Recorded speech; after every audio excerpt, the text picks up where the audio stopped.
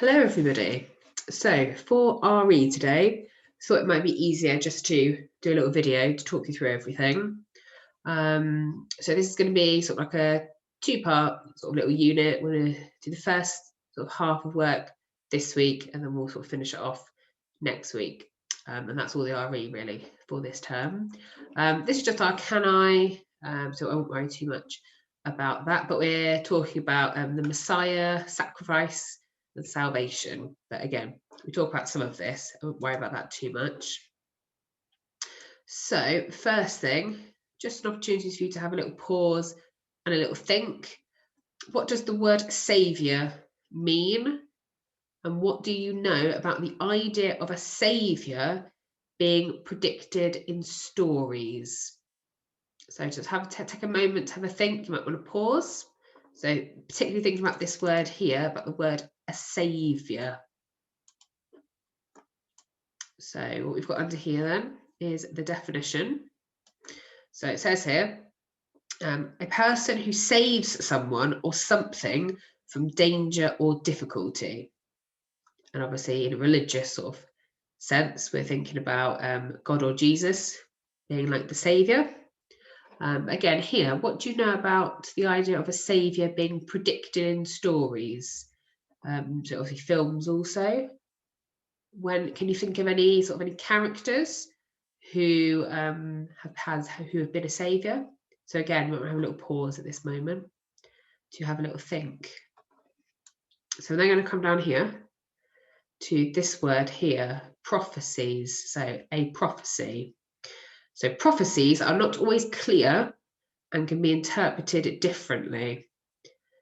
So prophecies are often linked with like a saviour. So again, can you think of any examples when you've heard the word prophecy? Any books, films? Have you just heard the word before? I have popped a little definition down here. We love a definition. So a prophecy is a prediction of what will happen in the future.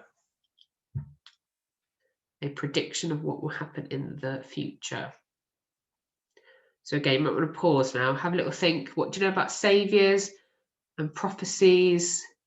What examples can you think of, either from like religion or equally just from life, stories, films, anything like that? So just going to scroll down here now. So I have got three videos which are here. We've got one from the Lego Movie, one from The Lion, the Witch and the Wardrobe, and one from Harry Potter and the Order of the Phoenix. These three videos are linked on our Home Learning Hub. So wherever you found this video, these three will be underneath that for you to go and watch. These all have examples of a prophecy where it has been mentioned.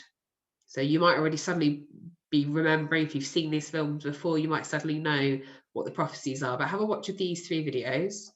Now this here, I popped this here just because I know that some of you have watched His Dark Materials, and obviously it came out, well, wasn't the sort of winter just gone, the winter before, obviously November, December time. So obviously we've just had a second series back at the end of 2020.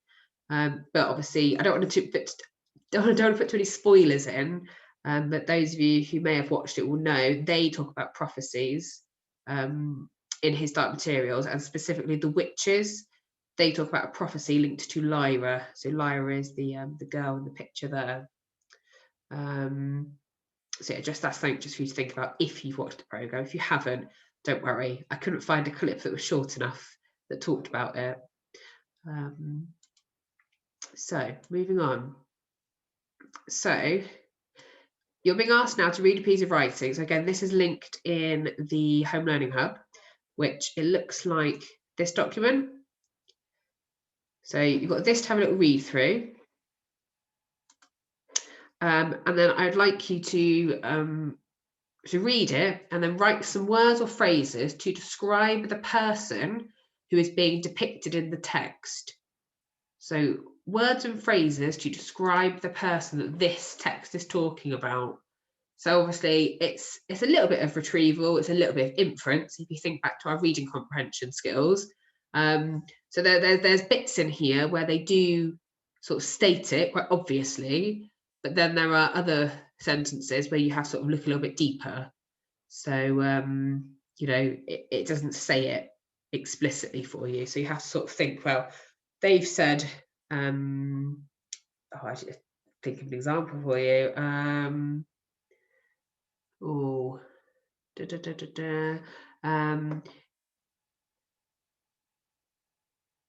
oh goodness, I can't even think of one now. So he was beaten down and punished, but he didn't say a word. So he didn't cry out, he didn't moan, he didn't shout at them to stop. He just sat there and he allowed it to happen. So what sort of words might you think of to describe somebody who's suffering something like that potentially? That's just an example, that is. So words and phrases to describe that person from the text. There's just a little extra thought here for you. Do you have any questions? Are you puzzled by anything? Anything surprises you from that text? What do you think it means? How does it make you feel? Do you recognise it at all? There are some bits in here that you might remember from RE in the past or assemblies. So this story shouldn't be unfamiliar to you. It definitely has. We've definitely had this told to us in assemblies before. So it just might be a while ago. It's definitely a while since we haven't had an assembly. So again, have a little think about that. And then on this page, so you're going to have a little cutout man. You don't have to use this. I've attached this onto the Home Learning Hub, but you could equally just draw an outline yourself, which is fine.